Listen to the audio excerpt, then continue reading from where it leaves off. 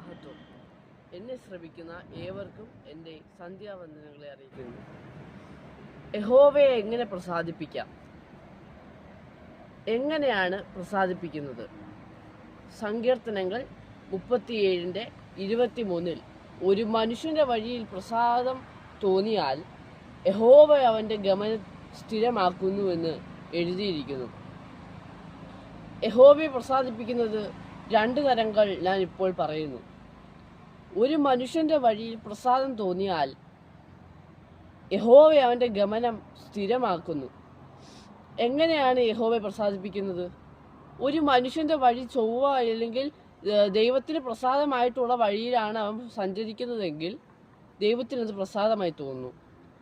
രണ്ടാമത്തെ വഴി സദൃശവാക്യം 15:8 നേരുള്ളവരുടെ പ്രാർത്ഥനയോ അവന് പ്രസാദം. നമ്മൾ എങ്ങനെയാണ് അവനെ പ്രസാദിപ്പിക്കുന്നത്?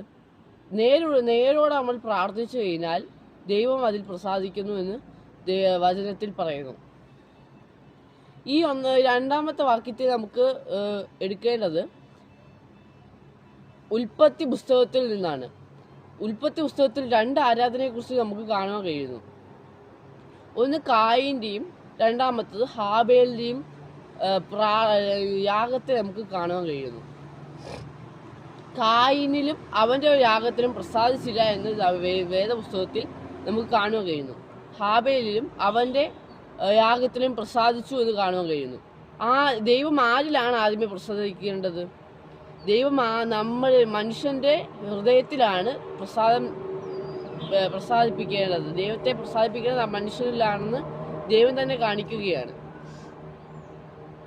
അപ്പോൾ ദൈവം പ്രസാദിപ്പിച്ചു കഴിഞ്ഞാൽ ആദ്യത്തെ വാക്യത്തിൽ പറയുന്ന പോലെ ഒരു മനുഷ്യന്റെ വഴിയിൽ പ്രസാദം തോന്നിയാൽ ദൈവം അവന്റെ ഗമനം സ്ഥിരമാക്കുന്നു.